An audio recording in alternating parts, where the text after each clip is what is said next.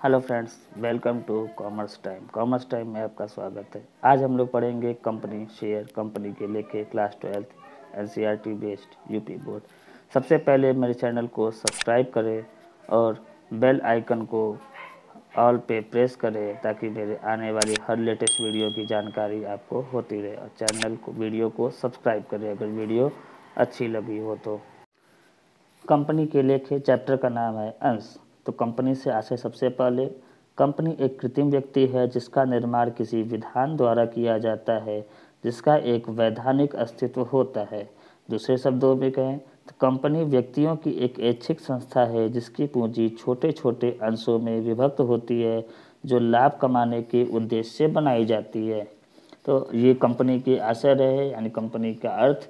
तो इसमें बताया गया है कि कंपनी एक कृत्रिम व्यक्ति यानी आर्टिफिशियल, यानी इसका निर्माण किया जाता है। कहने का मतलब ये, जैसे धीरू भाई अंबानी रिलायंस ग्रुप, जिसे आज हम लोग जियो के नाम से जान रहे हैं, इसकी स्थापना की गई है। इसकी स्थापना की गई तो ये क्या हो गया, कृत्रिम व्यक्ति हो गया जिसका निर्माण किसी विधान द्वारा, विधान का मतलब कि भारत में अगर किसी कंपनी की स्थापना हो रही है तो वो भारत के संविधानों के तहत हो रही है, तो वो विधान हो गया, यानी रूल एंड रेगुलेशंस की बात हो रही है। दूसरे शब्दों में भी वही बताया गया, ऐच्छिक संस्था, यानी ये खुद से बनाई जाती है। इस कंपनी का निर्माण करने में किसी का भी कोई दबाव नहीं होता है, जिसकी पूंजी छोटे छोटे अंशों में विभक्त होती है। इस छोटे छोटे अंशों में विभक्त होने का मतलब कि कंपनी जब निर्माण किया गया तो उसकी अधिकृत पूंजी हुई और उसी अधिकृत पूंजी को छोटे छोटे 10 रुपये वाले, 100 रुपये वाले भागों में विभाजित किया गया, जिसे कहा गया अंश। जैसे मान लीजिए किसी कंपनी की अधिकृत पूंजी 1 करोड़ रुपए है और उसे 10 रुपये वाले अंशों में विभक्त किया गया, तो कंपनी के अंशों की संख्या हो गई 10 लाख। यानी 10 लाख में हम 10 से गुणा कम करेंगे, मल्टीप्लाई करेंगे तो कंपनी की अधिकृत पूंजी निकल के आएगी। कंपनी अंतर्गत के तहत स्थापित कंपनियां अंशों द्वारा सीमित दायित्व वाली कंपनियों में क्या बता रहा है कि इन कंपनियों में प्रत्येक अंशधारी का दायित्व याचनाओं पर न दी हुई रकम के बराबर होता है। ऐसी कंपनियां भारत में बहुत कम या ना के बराबर पाई जाती हैं। यानी कहने का मतलब ये है कि एक अंश पे अगर कंपनी ने 10 रुपये मांगे, 10 रुपये में से अंशधारी ने सिर्फ 6 रुपये दिए, 4 रुपये नहीं दिए, तो ये उनका जो अधिकार होगा, जो दायित्व होगा, वो 4 रुपये तक होगा, यानी क्योंकि उन्होंने 4 रुपये नहीं दिए।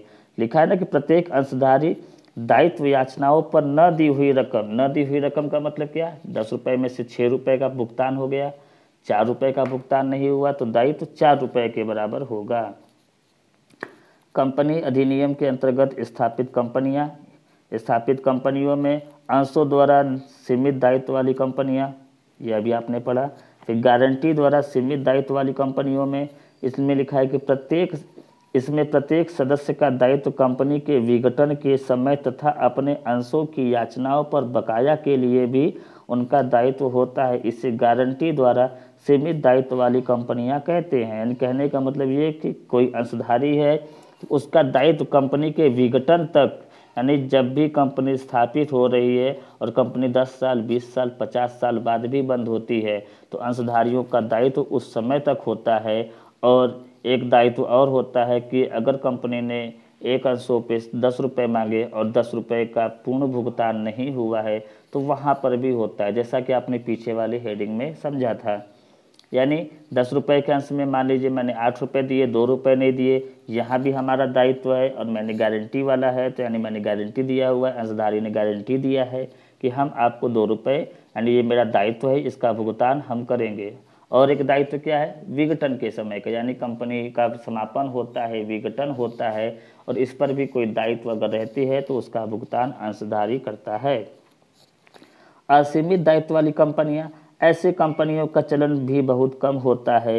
ये कंपनियां साझेदारी की तरह कार्य करती हैं लेकिन अपना पंजीकरण कंपनी की तरह करती हैं और ये कंपनियां जब चाहे अपने आप को सीमित दायित्व वाली कंपनियों में निर्धारित विधि से परिवर्तित कर सकती हैं।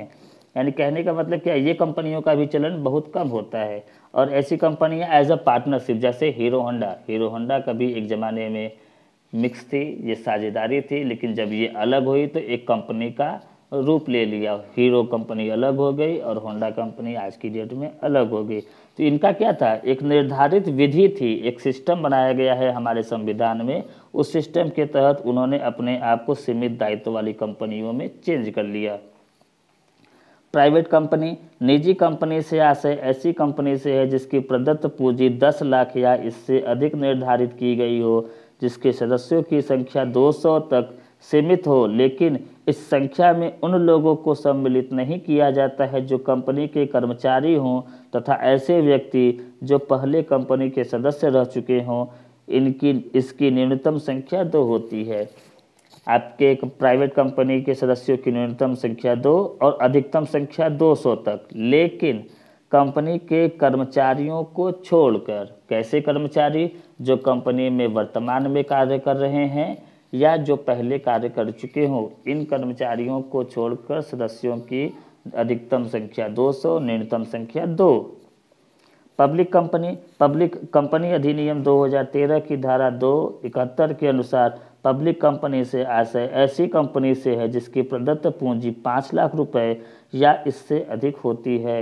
इसमें सदस्यों की न्यूनतम संख्या 7, अधिकतम संख्या कितनी भी हो सकती है। यानी पब्लिक कंपनी, इसमें सदस्यों की न्यूनतम संख्या 7 दिया हुआ है, अधिकतम कुछ भी 100, 200, 1000, 5000, 10,000 कुछ भी हो सकता है। और इनकी जो प्रदत्त पूंजी होती है, यानी इस कंपनी का जब निर्माण कराया जाता है तो निर्माण के लिए अधिकृत पूंजी ये 5 लाख रुपए या इससे अधिक हो सकती है। अंश पूंजी के भेद या प्रकार, यानी पूंजी के भेद, इसमें अधिकृत पूंजी लिखा हुआ है। कंपनी अपनी दीर्घकालीन व्यापार की भविष्य की संभावनाओं के आधार पर पूंजी की जो अधिकतम सीमा का निर्धारण करती है वही कंपनी की अधिकृत पूंजी कहलाती है। या यह कह सकते हैं कि जिस पूंजी पर कंपनी का पंजीकरण होता है उसे अधिकृत पूंजी कहते हैं। निर्गमित पूंजी, अधिकृत पूंजी का वह भाग जो जनता को अंश खरीदने के उद्देश्य से निर्गमित किया जाता है उसे निर्गमित पूंजी कहते हैं। जैसे मैंने शुरू में आपकी वीडियो को बताया था कि रिलायंस कंपनी की कैपिटल 1 करोड़ रुपए है और उसने 10 रुपए वाले अंशों में विभक्त किया तो और 10 लाख अंश जनता को इशू कर दिए, तो 10 लाख अंश क्या हो गए? ये निर्गमित पूंजी हो गई, यानी 10 लाख गुणे 10, ये वापस हो गया हमारा 1 करोड़ रुपए। 1 करोड़ रुपए हमारी अधिकृत पूंजी हुई और 10 लाख रुपए हमारी निर्गमित पूंजी हुई। अनिर्गमित पूंजी, अधिकृत पूंजी का वह भाग जिसे जनता को क्रय करने के लिए निर्गमित नहीं किया जाता है उसे अनिर्गमित पूंजी कहते हैं। इसका आर्थिक चिट्ठा में लेखा नहीं होता है। जैसे मान लीजिए रिलायंस कंपनी के पास 10 लाख अंश थे और उसमें से उसने सिर्फ 8 लाख अंश जनता को निर्गमन किए, तो 2 लाख क्या होगा? ये जो 2 लाख रिमेनिंग शेयर है ये हमारा अनिर्गमित पूंजी होगा। प्रार्थित पूंजी निर्गमित पूंजी का वह भाग जिसके लिए जनता कंपनी के पास अपने आवेदन पत्र भेजती है। प्रार्थित पूंजी चिट्ठे में निम्न शीर्षकों के अंतर्गत दिखाई जाती है। हालांकि वो शीर्षक अभी इस वीडियो में नहीं दिखाया जाएगा। क्यों? क्योंकि जब आप कंपनी के वार्षिक खाते पढ़ेंगे उसमें बताया जाएगा। प्रार्थित पूंजी, मान लीजिए 8 लाख लोगों ने हमको आवेदन किए, रिलायंस जियो कंपनी को आवेदन किए, तो ये 8 लाख क्या होंगे? यही हमारी प्रार्थित पूंजी होगी। 8 लाख अंश कंपनी ने इशू किए, 6 लाख लोगों ने सब्सक्राइब किए, तो यहाँ पे 6 लाख हमारी प्रार्थित पूंजी होती।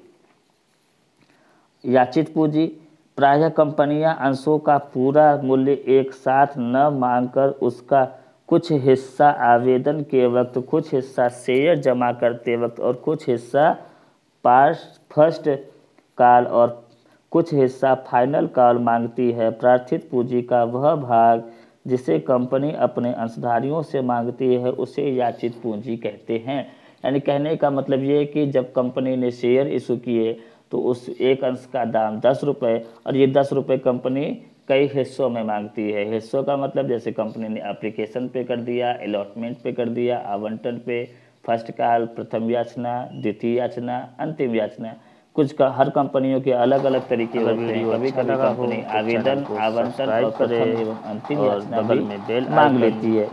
इसको आप अपने स्कूल के या कॉलेज के फीस के हिसाब से समझिए। जैसे आपने किसी स्कूल के फॉर्म लिया, आने वाले वीडियो की जानकारी, आपने उसमें एडमिशन लिया तो वो अलॉटमेंट या रजिस्ट्रेशन, वो एडमिशन फ़ी को आप अलॉटमेंट फ़ी कह सकते हैं।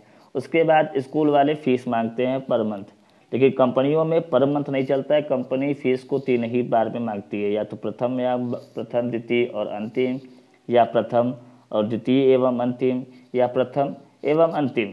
तो इसमें ये क्या हो गया, ये जो हर महीने की फीस मांगी जा रही है ये आपकी प्रथम द्वितीय और अंतिम याचना हो गई। चुकता पूंजी, याचित पूंजी का वह भाग जो कंपनी वास्तव में अपने अंशधारियों से नकद प्राप्त करती है उसे चुकता पूंजी कहते हैं। यानी हमने कंपनी ने जितने भी शेयर होल्डरों से पैसे मांगे उन शेयर होल्डरों ने पैसे दिए। संचित पूंजी, एक असीमित दायित्व वाली कंपनी जिसके पास अंश पूंजी है, सीमित दायित्व वाली कंपनी में परिवर्तन के समय संचित पूंजी रख सकती है। संचित पूंजी समापन की दशा में केवल लेनदारों के लिए ही उपलब्ध रहती है, यानी इसको हम लोग रिजर्व कैपिटल कहते हैं। रिजर्व कैपिटल ये सिर्फ कंपनी के विघटन के समय काम उपयोग में लाया जाता है और इसका उपयोग सिर्फ कंपनी के लेनदारों को भुगतान के लिए किया जाता है। तो आज के लिए फ़िलहाल इतना ही, बाकी हम इसके अगले वीडियो में पढ़ेंगे।